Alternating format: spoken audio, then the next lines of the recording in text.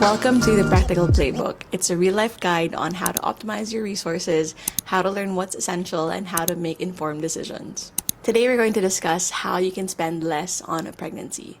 So as the first of 2 siblings, the first of 20 cousins, and the first in my friend group to get pregnant here in the Philippines, it was kind of hard for me to look for resources or updated knowledge on what the pregnancy is about. I mean, apart from the fact of all I saw were what's in my bag or what's in my hospital bag, week-to-week updates, and what else? Like essentials on what to buy, and maybe celebrity pregnancies, which are not really in my tax bracket. So it was hard for me to figure out how much money to allot for a pregnancy here in the Philippines. So today we're going to cover before and during the pregnancy. So things that you could do beforehand, preparing for a pregnancy. So whether you're single or you're expecting, this is something that would help you out in the future.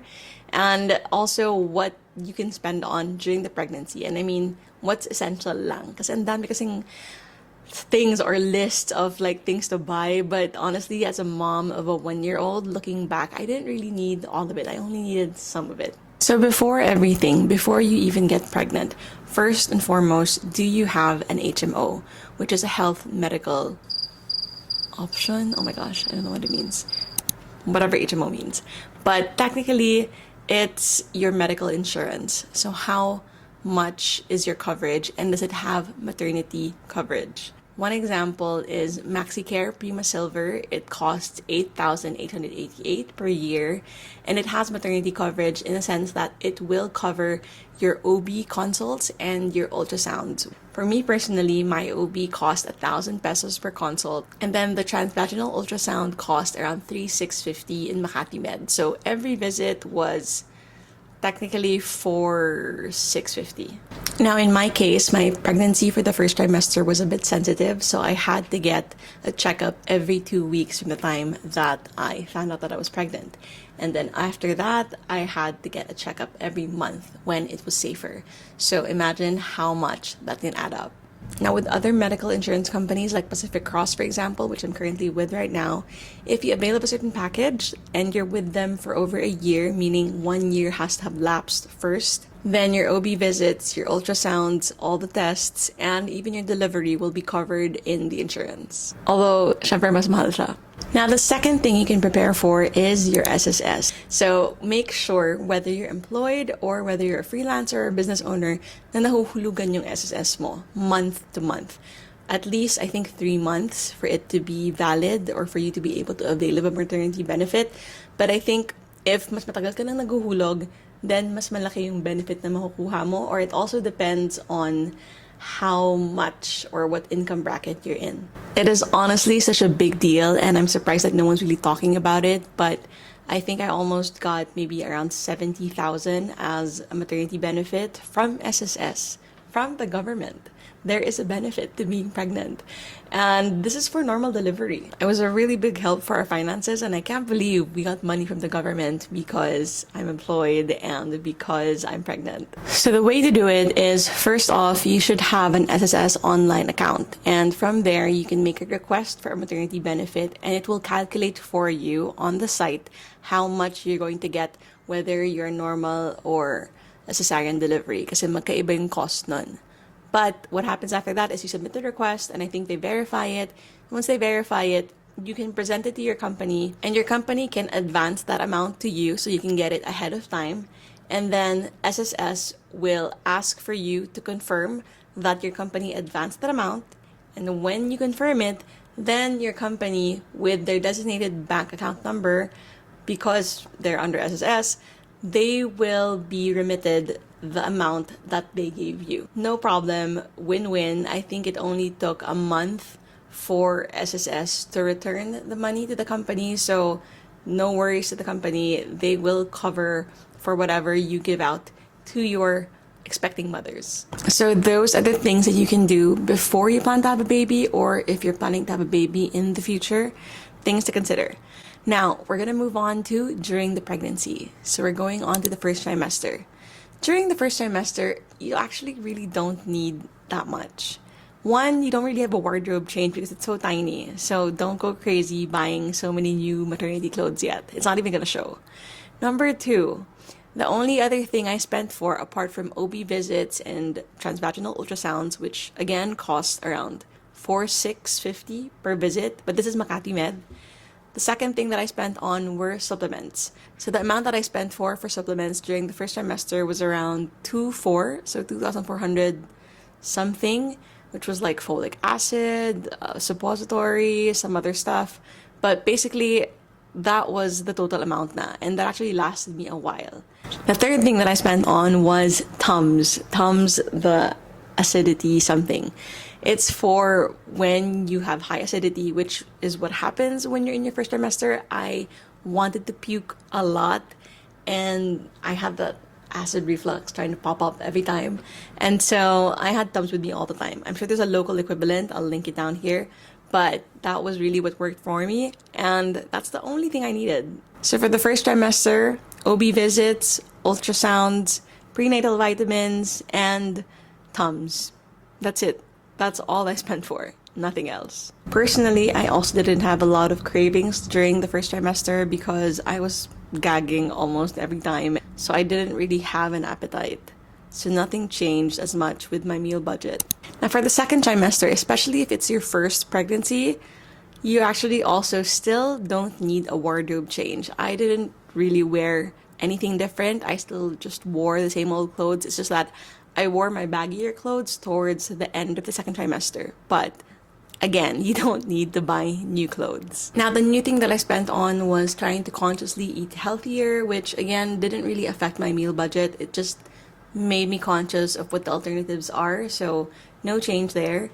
The third thing that I spent on was a refill of my prenatal vitamins, which again cost maybe around 2,500 or maybe just 2K na lang.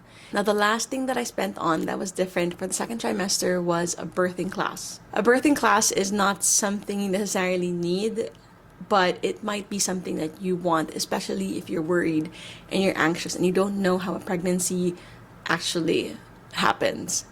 I was very ignorant of how pregnancy works, so I needed that birthing class because I needed my peace of mind and my calm self to return because I was anxious the whole time. I think if you're a first-time mother, it is worth attending at least once because I think now, looking back, I don't really need to attend it for my second or third baby. I just needed to go through it once. But what we did go through, just to give you an overview, it was, I guess, ways on how to relieve pain throughout the pregnancy. So how the husbands could help and how you could help yourself.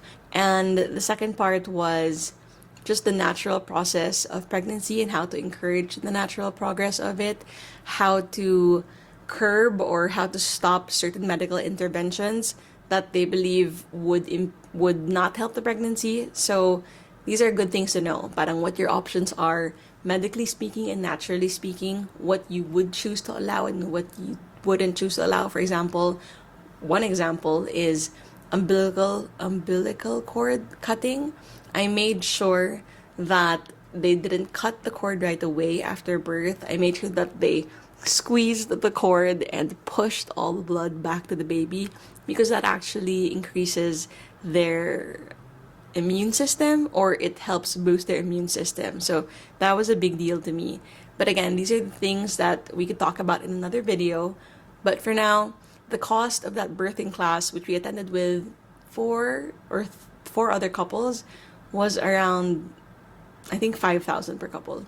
Now, we went with Doula Irina for the Birthing Gently course for our birthing class, and we were pretty happy with it. I learned a lot of things that I wouldn't have known if I just researched it on the internet. Now, the added bonus to that is that she gives you access to a certain Instagram account which has all the specific details of what to do during a pregnancy, tips, and a lot of things that are informationally helpful to someone who's a first-time mom. Because with so much information out there, it's hard to sort through everything. And so someone just giving me the notes on what I should know lang, apart from everything that's out there, it was very helpful. Now we're on to the third trimester of the pregnancy, and a lot of things change here. Number one, you will definitely need a wardrobe change at this point. I had to get bigger pants, bigger shirts. I was in hoodies and sweats for a while because that was the only thing that could fit me. but you do need a change of clothes, especially if you're used to just wearing like skimpy, or not skimpy, but like skinny, tight clothes, pants, or shirts. It's not gonna work anymore. I was just home for the most part of my third trimester because I was just resting and recovering because I had a sensitive pregnancy. So I only really took hand-me-downs and borrowed clothes from my mom. Now, when you're in your third trimester, there are a lot of things that are supposed to help you with labor, whether it's labor pains or not tearing, or just easing the baby out, or, you know, positioning the baby, or there's a lot of things that are gonna come up. But the only thing that was important to me was getting Mega Malunggay capsules, so I added that to my prenatal vitamins, which cost around 1,700 pesos for, I think, 2 boxes. That helped me. That's supposed to help jumpstart the lactating process because you're already in your third trimester. Second is I added raspberry leaf tea, which is kind of like a pregnancy tea. It's supposed to help. Not sure if it did, but I got it anyway. That's not really a need. That's more of like, you know, if you want to spend for it, why not? Another thing was I started eating dates, maybe 6 dates every day. So that adds on kasi hindi naman mura yung dates. But what else did I get? Another want that I never really got because I felt like I didn't really need it, but if you do want it and you really have a hard time sleeping at night, you should get a pregnancy pillow. Now, in the middle of this third trimester is also when you have your baby shower normally, or maybe second trimester. Some people mix the baby shower and the gender reveal. Some people have it separately. It's up to you. But technically, it is a time to be able to request or make a gift list for the things that you need. I feel like that's a separate video for the things that you need for that. But off the cuff, I want to tell you that don't hoard and don't buy everything that you need right away, because sometimes, or most of the time, it will change, especially when the baby's already out. You don't need everything right away. Everything's easily orderable on Lazada or Shopee, or ang daling ipabili. So don't overbuy. Like, be careful. You only really need bottles, bottle cleaner, diapers, you know, again, a whole other video, but there is a list of essentials lang that you need, and there are things that the baby might not even like. For example, there's a bottle preference, there might be a diaper preference, you don't know. So be careful in buying everything. Honestly, from my initial Google sheet of what I needed and what I bought, I exchanged maybe 70%, and I returned most of it, exchanged some of it. I didn't need that specific one, and I only discovered it after the pregnancy, so it's really good to buy as you go lang. Now, another bonus thing to anticipate is that throughout your pregnancy, hopefully you don't have to go through it like I did, but I had to go to the ER maybe 3 times. And those 3 visits, one was because I was spotting, number 2, I think a second spotting. Basically, 3 spotting incidents that turned out to have completely different results for each one. Again, another video, but it cost me almost maybe 20K total for that ER visit. So additional 60K. So that's something to anticipate if wala kang medical coverage, because man, 60K is a lot. And the thing is, you don't even know if you're gonna go through it or not. You don't know how your body's gonna react. So that's something to prepare for just in case it happens. But again, hopefully not. There's so many things popping up in my head right now on things to talk about the pregnancy, but let's keep it short and simple for now. This is about how to spend less on a pregnancy, and I hope that it helped you, whether you're single or expecting or wanting to have a baby someday. I hope this gives you a proper perspective on what to expect when you get pregnant. Do let me know if you have any other questions or other topics or videos that you want me to talk about, whether as a personal matter, from my experience, or just based on research. At least for the next 4 episodes, I will be focusing on the motherhood aspect altogether. The pregnancy, things to spend on from 0 to 12 years old, maybe the birth story, I don't know. But I'm still formulating it, so if you could comment below what you want me to talk about, do let me know and comment down below. Again, this is a new channel, so please subscribe if you want to see more videos, and comment down below if you enjoyed this, because it would really mean a lot to me. My name is Shek, and this is the Practical Playbook. We're wrapping up episode 1, and I'll see you guys next time. Bye!